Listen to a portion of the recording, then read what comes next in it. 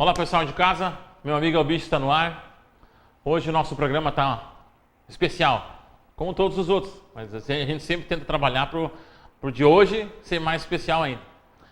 No nosso quadro de variedades a gente vai mostrar uma coisa que já foi falada aqui no programa, que é ecoterapia. A diferença é que hoje a gente vai mostrar uma sessão de ecoterapia. Então, para quem não conhece e quer conhecer, espero que vocês gostem e entendam, acompanhem, que a coisa é bem sutil, assim, né? Trabalha a questão da confiança, do equilíbrio. Então, nosso quadro de variedades, agora no início do programa, a ecoterapia. Olá pessoal, meu amigo Albicho volta aqui para a Hípica do Vale para falar sobre um assunto pertinente e muito interessante, que é a ecoterapia. Então, no quadro de variedades, começando o programa, para quem ainda não conhece, é interessante olhar essa matéria. Nós vamos mostrar como é que funciona a ecoterapia, né? Antes disso, a gente conversa um pouquinho com a Silvane, que é a psicóloga responsável pela ecoterapia aqui na Hípica, e ela já passa para vocês como é que funciona, como é que não funciona. E daí a gente vai mostrar algumas imagens e depois a gente fala com a mãe do Diego, que é o nosso montador de hoje.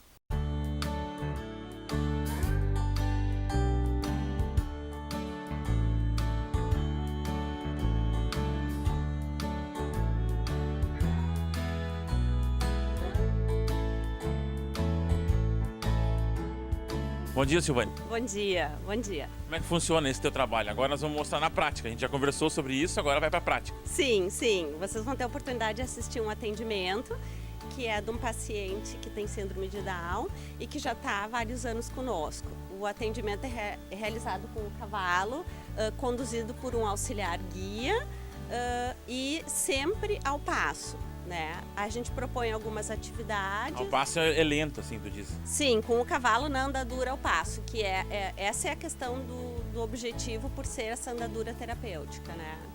E no caso com esse paciente especificamente, o que é trabalhado com ele? É trabalhada a questão de equilíbrio e principalmente equilíbrio, tônus muscular e a questão do vínculo com o animal, com as pessoas. A segurança também, a autoestima, isso mexe, né? Sim, sempre. Todos os atendimentos, isso é algo que é trabalhado sempre, né? Porque tá montando um animal poderoso. Poderoso, né? Exatamente. Então, essa questão sempre é trabalhada. E quanto tempo é essa terapia, assim? 30 minutos. É um exercício bastante exigente, porque o cavalo tem uma frequência de 40 a 60 passos por minuto. Se a gente multiplicar isso por 30 minutos, é uma atividade bastante exigente. E o paciente, no caso, se ele fica com vontade de ficar mais tempo, como é que tu consegue administrar isso? Sim. Em geral, eles ficam sempre mais tempo, né? Sempre mais tempo montados. Aí a gente faz uma combinação que, bom, esse é o tempo de hoje e na próxima semana eles voltam. O atendimento ocorre sempre uma vez por semana. Aí tu vai evoluindo? Sim. Então vamos mostrar como é que funciona? Vamos mostrar. Vamos lá.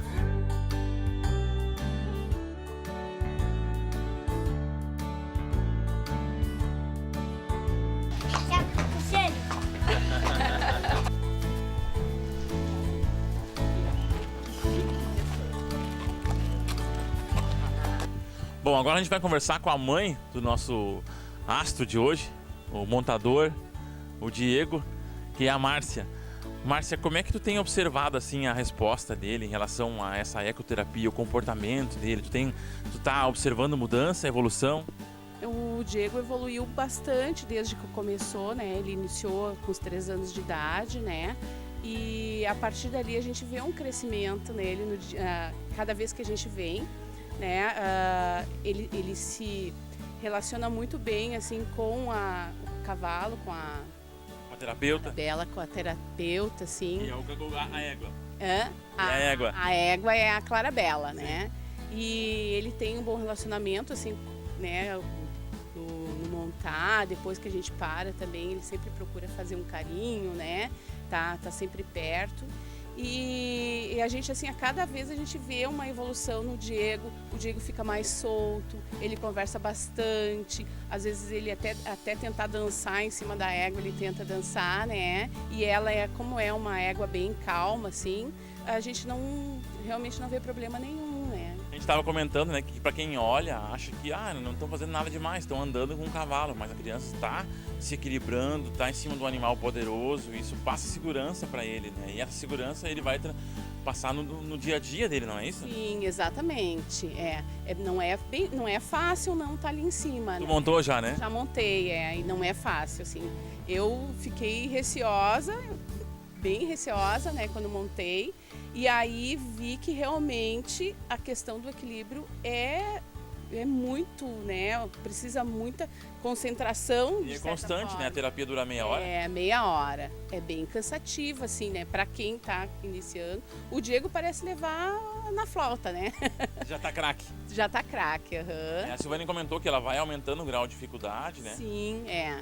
Então acredito que isso vai influenciar também numa evolução maior dele, né? Sim, a gente nota assim que isso faz uma diferença muito grande, porque o Diego, em relação a outras crianças, até crianças que não têm nenhuma dificuldade, né, não tem uma síndrome, a gente nota que a questão do equilíbrio do Diego é muito boa, sabe? Ele tanto que às vezes eu longe, assim, quando estou chegando até na escola, esses dias aconteceu isso, né? De eu chegar na escola, eu olhei aquela criança e disse assim, mas aquela criança é o Diego, né? Não dá, assim, ele não demonstra a diferença das outras, sabe? Ótimo isso, né? É muito bom, muito bom. Esses dias nós caminhando, ele estava caminhando em cima de um banco, de um murinho, assim, ele não tem, tu não percebe dificuldade nele, nessa questão do equilíbrio, né? Então, essa ecoterapia é uma maravilha. Tu recomenda, Márcia?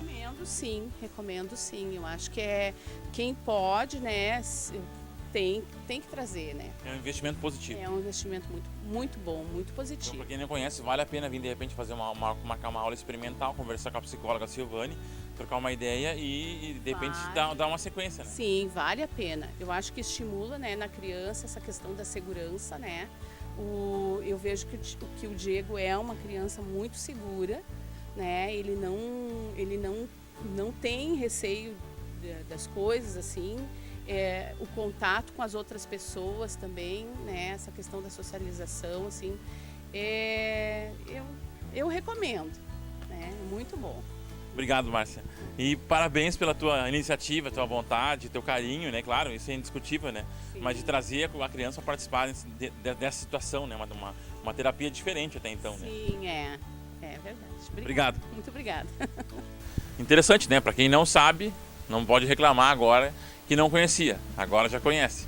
E eu acho que vale a pena para quem não conhece e tem, de repente, alguma criança ou algum parente que tem que vive uma situação especial, eu acho que é uma coisa boa de se fazer pela aquela pessoa, pela aquela criança, que vai estimular positivamente de forma, acho que muito, não só lúdica, né, mas a relação com o cavalo, né, mas estimula a criança a ter autoestima, ou enfim, foi o que vocês viram aí. A gente vai agora para o quadro veterinário, e onde a veterinária vai falar algumas coisas importantes para quem de casa sempre fica esperando o quadro veterinário, e já voltamos. Interessante, né? A coisa ali na ecoterapia é bem sutil, né? A forma de trabalhar com a criança, né? Tu via, o nosso câmera ficou admirado com a coragem do menino de andar de costas, né? Onde não tinha nada para se apoiar, né? Uma relação de confiança mesmo, né? Na sessão da ecoterapia.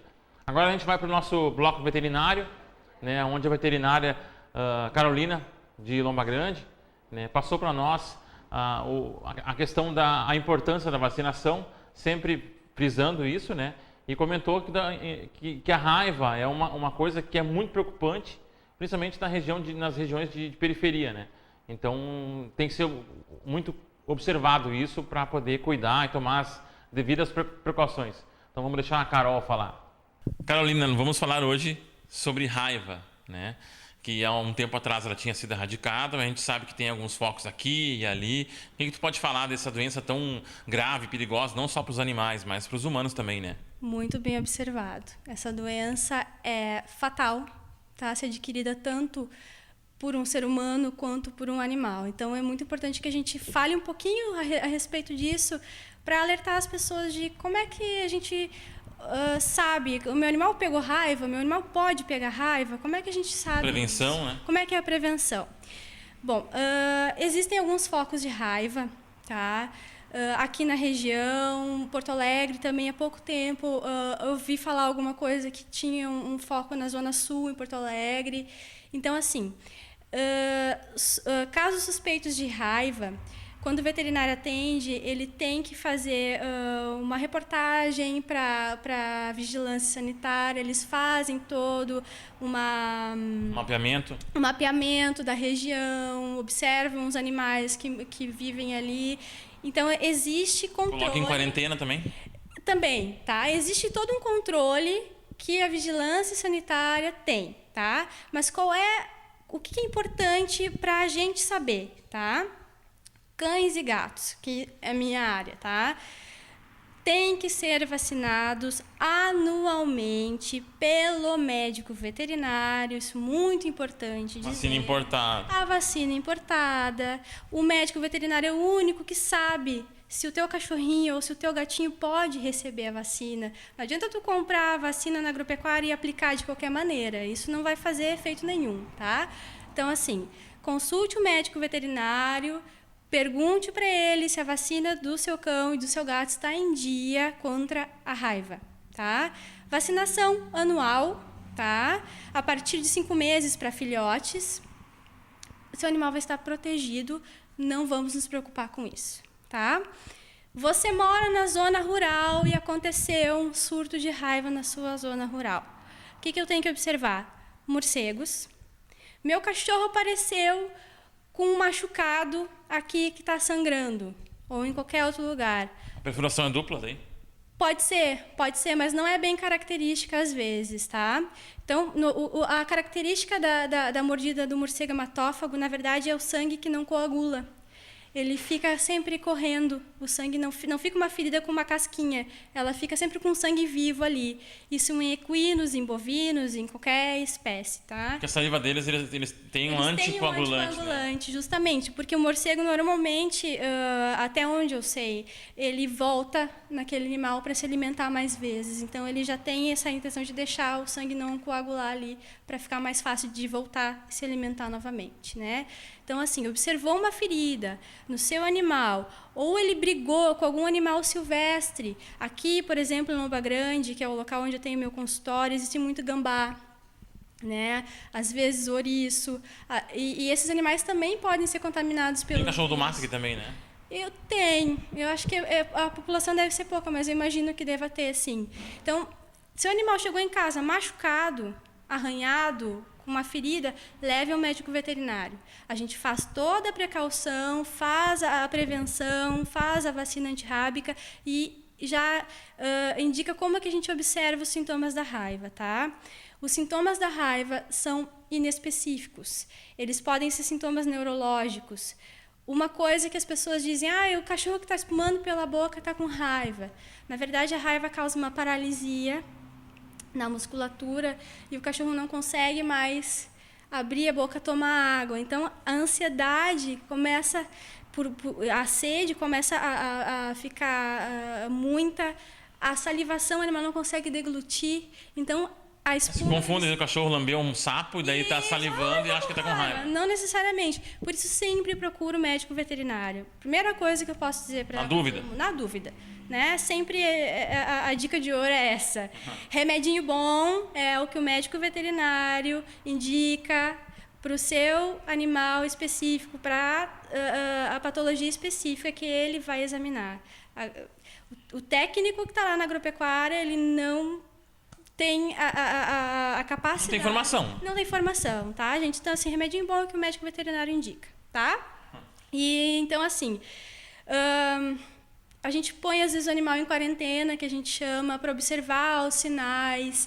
se ele vai evoluir para um sinal neurológico ou não, né? Então, como são sintomas inespecíficos, a gente tem que juntar toda a história clínica, é um pouquinho mais profundo o assunto. Então a questão da vacinação é importante como forma de prevenção, né? Justamente, toda vacina é uma forma preventiva, tá? De ação, ela nunca é curativa. Se é vacinado desde pequenininho, não temos problema. A gente já descarta se está bem vacinadinho, se está com carimbo do médico veterinário a carteirinha, se está tudo certinho com a saúde, a gente descarta já a raiva.